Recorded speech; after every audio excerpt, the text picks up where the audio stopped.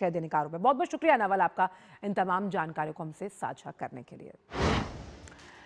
और बढ़ते हैं और अब बात करते हैं एक ऐसी मीटिंग को लेकर जिस पर दुनिया भर की निगाहें हैं। बात हो रही है यहाँ पर ट्रंप साहब यानी कि अमेरिकी राष्ट्रपति और यूक्रेनी राष्ट्रपति जेलेंस्की की। अब बहुत दिलचस्प ये है कि मीटिंग शुरू होने से पहले ही कई बयान सामने आए, जहां पर एक और जो अमेरिकी राष्ट्रपति ट्रंप है वो कह रहे हैं कि अगर जब तक हम जो नई प्लान बनाएंगे उसको लेकर जो फैसले लिए जाएंगे तो कुछ भी संभव नहीं है।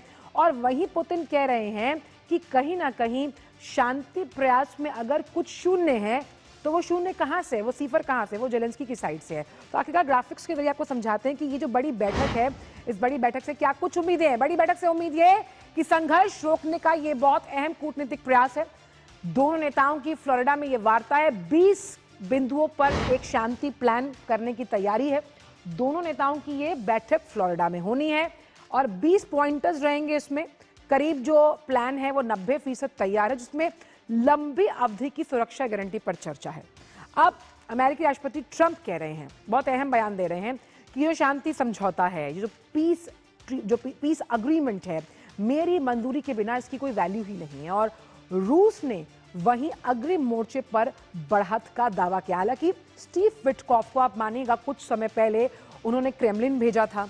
वहां पर क्रेमलिन है उसके अंदर बैठकर कई चर्चाएं हुई और वो बैठक 5 से 6 घंटा चली। उस बैठक का नतीजा क्या था वो आज तक कोई समझ नहीं पाया कि उस शांति दूत से क्या शांति स्थायित्व लाने की कोशिश मान्य हो पाएगी या नहीं। अब ऐसे में यूक्रेन पर रूस का किस तरह से हमला, इस अभी ये शांति वार्ता की बात चल रही है लेकिन लगातार हमले भी कर रहा है रूस। अब रूस ने कीव पर ड्रोन्स और मिसाइल दागे। करीब 10 घंटे तक ये गोलीबारी चली है। बिजली गुल होने की वजह से वहां पर अंधेरा छाया और ऐसे में जेलेंस्की ने एक बड़ा दावा किया कि रूस ने करीबन 500 ड्रोन और 40 मिसाइलों से हमला किया। रूस ने इन हमलों को एज यूजुअल कहा कि ये जवाबी कार्रवाई है, क्योंकि उनका मानना है कि जब हम शांति वार्ता की बात या शांति पीस एग्रीमेंट की बात करें तो कहीं ना कहीं लगातार यूरोपियन यूनियन को बीच में घसीटना चाहते हैं जेलेंस्की, और इस वजह से ये वार्ता हमेशा पटरी से बेपटरी हो जाती है। अब पुतिन साहब का एक अल्टीमेटम है जेलेंस्की को। वो जेलेंस्की को अल्टीमेटम इस तरह से दे रहे हैं कि अगर कूटनीति यानी कि डिप्लोमेटिक लेवल्स पर विफलता आती है तो फिर वो सैन्य बल का प्रयोग करेंगे और सैन्य ताकत के जरिए शेष जगहों पर कब्जा किया जाएगा। आपको मैं याद दिलाऊं, लोहांस्क और डोनबास से शुरू हुआ था कितने साल पहले, लेकिन शांति से युद्ध खत्म नहीं करना चाहता, ऐसा आरोप लगातार रशिया यूक्रेन पर लगा रहा है। इसी पर बात करने के लिए हमारे साथ हमारे संवाददाता अखिलेश सुमन जुड़ गए हैं। अखिलेश, अभी तो बैठक शुरू भी नहीं हुई, लेकिन जिस तरह से अमेरिकी राष्ट्रपति ट्रंप कह रहे हैं कि हमारे प्लानिंग से चलेंगे तो इसे मानने होगा, क्योंकि जो पीस प्लान जेलेंस्की के पास है वो तो शून्य है, और वहीं पुतिन कह रहे हैं कि शांति वार्ता को कहीं ना कहीं यूक्रेन रोक रहा है। ऐसे में सच क्या है? देखिए, जो जो युद्ध क्षेत्र में आप हार चुके हैं उसको निगोशिएशन के टेबल पे आप पा लेंगे, ऐसा संभव नहीं होता आमतौर पे। तो यह है कि आगे भविष्य में किस तरीके की आप रणनीति बनाएंगे ताकि आगे आपको नुकसान नहीं पहुंचे।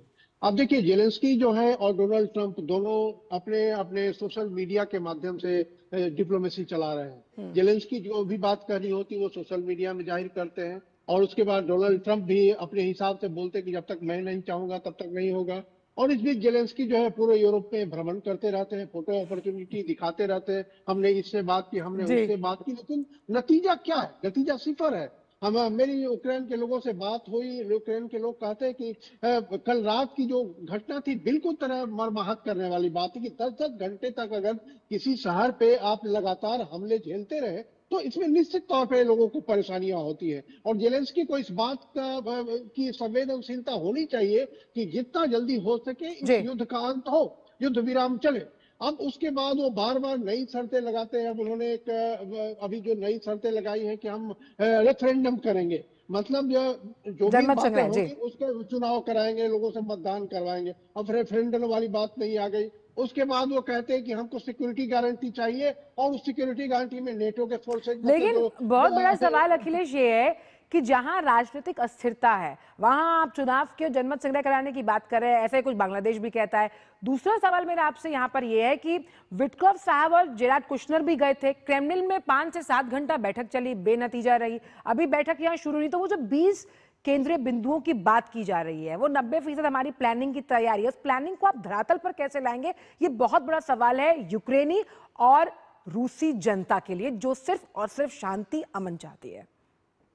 देखिए, स्टीव विटकॉफ और जारेड कुशनर जो गए थे वहां, जारेड कुशनर ने वहां, इन दोनों ने बात की, वहां पुतिन से भी बात की और वहां जो अन्य संबंधित अधिकारी से, उन सारे लोगों से बात हुई, तो कुछ चीजें तय हुई, समझौते की कुछ बिंदु तय हुए उसमें कि अब उसको जाहिर नहीं करना कोई अपराध नहीं है। सवाल यह है कि जब अंतिम वार्ता होगी, उस अंतिम वार्ता के समय जो कुशनर और स्टीव विटकॉफ का जो इनपुट है, वो इनपुट ट्रंप के सामने रखा गया है। अब वो इनपुट के आधार पे जेलेंस्की से बात, जेलेंस्की को वो सारी चीजें मान्य हो नहीं हो, ये बात निर्भर करती है। यूक्रेन के लोगों का कहना है कि हमें बहुत आशा नहीं है इस बातचीत से कि कोई नतीजा निकलेगा, लेकिन एक प्रक्रिया का पार्ट है। अब प्रक्रिया का पार्ट 4 सालों से चल रहा है, शांति हो नहीं रही है, तो निश्चित तौर पे जो जेलेंस्की को भी एक अपने आत्मावलोकन करना पड़ेगा कि पूरी दुनिया, मतलब पूरा यूरोप को मना ले, अमेरिका को भी मना ले और अपनी देश की जनता को भी मना ले, और उसके बाद एग्जीक्यूटिव बने रहे, तो मैं मतलब ये तो बात, इस तरह की स्थिति जो है वो बहुत ही असमंजस वाली स्थिति में पूरे यूक्रेन की जनता पड़ी हुई है। तो अखिलेश जी, इस बात को मान सकते हैं कि सब कुछ साजो सामान तैयार है, बस लड़की के विदा होने की तैयारी है, वो हर बार डोली में बैठने की कोशिश करती है, फिर कोई व्यवधान आ जाता है। लेकिन इसमें यूरोपियन यूनियन का रोल कितना बड़ा आप अहम मानते हैं, क्योंकि लगातार किसी भी शांति वार्ता को अपने अंजाम तक पहुंचाने के लिए हमेशा जेलेंस्की यूरोपियन यूनियन को शामिल करने की बात करते हैं।